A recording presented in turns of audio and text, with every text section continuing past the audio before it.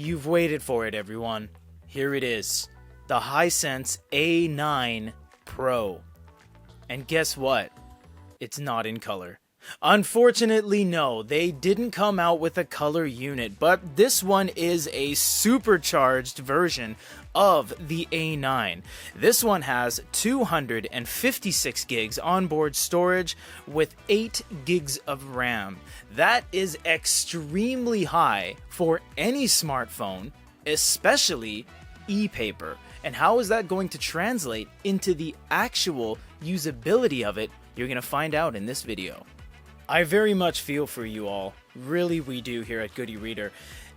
Hisense has always done a color variant. They did it with the A5, they did it with the A5 Pro, they did it with the A7. They didn't do it with the Hisense Touch, they didn't do it with the HiReader, they didn't do it with the A9. They just keep releasing professional editions and special editions and museum editions and palace editions and all this cool stuff.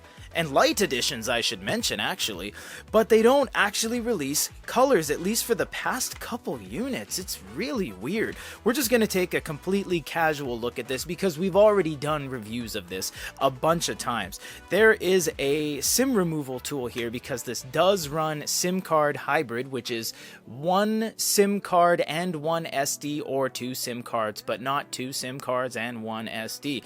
Or maybe I'm wrong. This one could have different tooling in the inside, but typically that's the way it stands. How do you even take this out? This way? Alright, I don't know. Alright, we're going to discover the rest of the box here, and we should have a USB cable. That is it. You know what? There's nothing else in there. There's no certification pass, there's no English instructions, so really minimalist packaging. And honestly, you know what? There was no plastic in the entire packaging. There's a strip of card paper tape. There's no plastic around this, there's no plastic in there, and this is completely in wax paper. I really appreciate that, honestly. And we always appreciate Hisense for sending us these samples, so thank you to Hisense. We're going to keep this really nice for all of you guys, just in case we do a review or a contest, sorry, not a review. Now, you know what? You might be turned off right out of the gates because Hisense has always been a little reflective, and I'll show you why right here.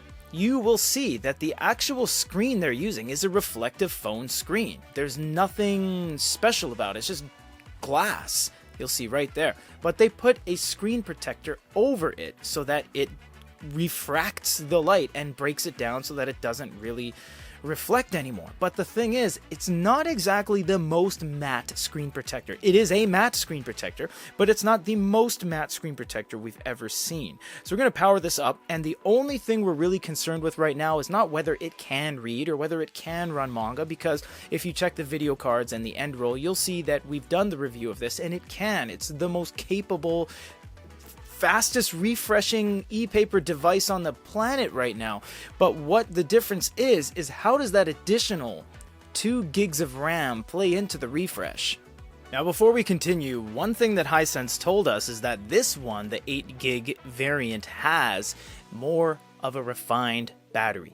They didn't shed any light on what that is because they're both using the 4000 milliamp battery. How it is more refined is kind of beyond us, but that's really the only thing outside of the increased RAM and storage that is making this a mega giant, because 8 gigs of RAM in a phone is that's a lot for a phone that isn't $1,000, because that's not what we're looking at here. And if you want to check the pricing and availability, you can go and scroll down of wherever you're watching this on YouTube.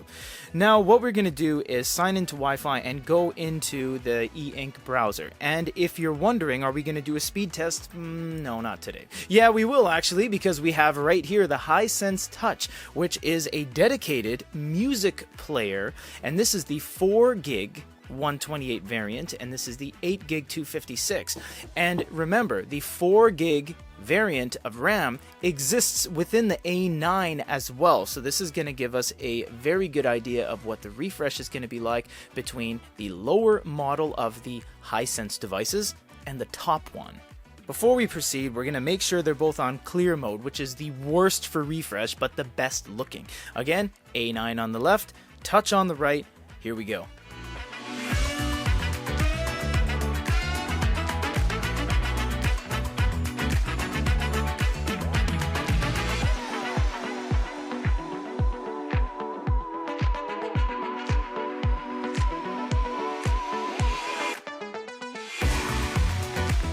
Alright, we can all agree that was pretty bad, because nothing looks good on clear mode when it's moving around. We're not going to do balance of smooth and everything, we're just going to jump right up to speed, because this will be the fastest possible speed mode for both of these. Just want to confirm that did it. It did. We are in speed mode. Let's see how the videos look now.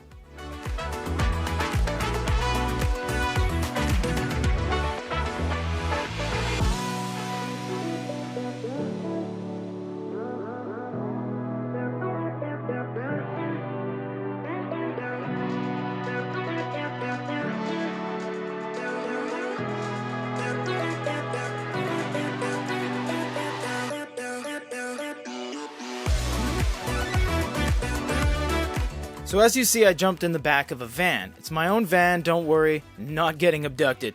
Now, you will see that this was significantly smoother. Now remember, this does have hyperwave technology, which again, if you want to go over to the main review, you can find out what all of that is about. But it just goes to show you that it does help the unit to have a more beefed up set of internals in order to handle processes better. You can just fit more stuff on the A9. It's just faster on the A9. Let's just look how both of these guys handle web browsers. Same Wi-Fi, same speed mode. Let's just check it out. It is far more choppy on the Touch. And remember, this is going to be roughly the same as the Hisense Touch, the Touch Lite, the Museum Edition, etc. So you can just see how smooth it is on the A9. The A9 really is one of these devices that would be the only viable choice to switch over from LCD LED. I'm not saying it's gonna replace it. It's just anything we've seen this far, with Onyx trying their hand, with Tencent, with WeChat trying their hand, just all these manufacturers, Mudita, Docomo, Kyocera, Lightphone, no one's been able to mimic an LCD LED experience except for Hisense. Hisense is the only brand worth taking a look at when it comes to EINK smartphones. It really is. I'm going to push you off to the side there. He's just going to be peeking out. Oh, can I play? Well, maybe later. Hisense is really the only guys. They have countless devices under their belt. It's an experience that's going to be so not aggravatingly dull and slow, and it's just the things you do on it, everything just happens. That's the biggest thing, is that there's no delay. There's some delay because it's e-paper, and that just comes with the territory. You know, that's like saying my Toyota Corolla base model from 1992 can't perform on a racetrack. It comes with the territory. You get groceries in a grocery getter, and you race in a race car. This is what this is for. This is the be-all, end-all of smartphones with e-paper screens. It's just not any other manufacturer comes close to this. When you click on something, it does it. And that it's hard to say that that's such a fundamental thing something should do. You do something and it does it, sure, but if you know anything about e-paper, the experiences on even things as mainstream as a Kindle or Lenovo or Huawei, things take time. And with a Hisense, they just don't. Things just happen the way they should happen. You have multiple glow lights. You have auto rotate, flashlights, a big gaping camera at the back. You almost dropped it. You have 8 gigs on board as an option nowadays. I mean, you can download countless applications on here. Oh yeah, that's what we wanted to check. We wanted to see if this has indeed anything that they did different with the SIM card slot. Oh, please, if they did, that would be cool. Where is it? Here it is. Did they do something different to the SIM card slot? If they did, that'd be awesome. Now, some of these devices have a longer tray to accommodate more things. Let's pop that out. Well, that's a really strong pop out. All right, well, it locked. Let's see. So we have 1, 2. Oh, unfortunately, only 2. So this is what I was talking about. You can actually put... Actually, you know what? I don't think this one can handle... No. This is just dual SIM. This actually does not have an SD card. Oh, that's very interesting, because a lot of them do have SD cards, but this one doesn't. I wonder if I'm going to have to look back and see if that's any different. But either way, guys, this is the A9 Pro. This is going to be just about as good as it gets. In fact, no, I will say this is as good as it gets when it comes to E-Ink smartphones. Doesn't get any better than this. If you've ever wanted to consider an E-Ink smartphone, the A9 is the only choice, and the A9 Pro brings that in spades. If you want to grab one of these, it is available on our store. Thank you so much to Hisense for sending us this sample. Everybody, have a great day.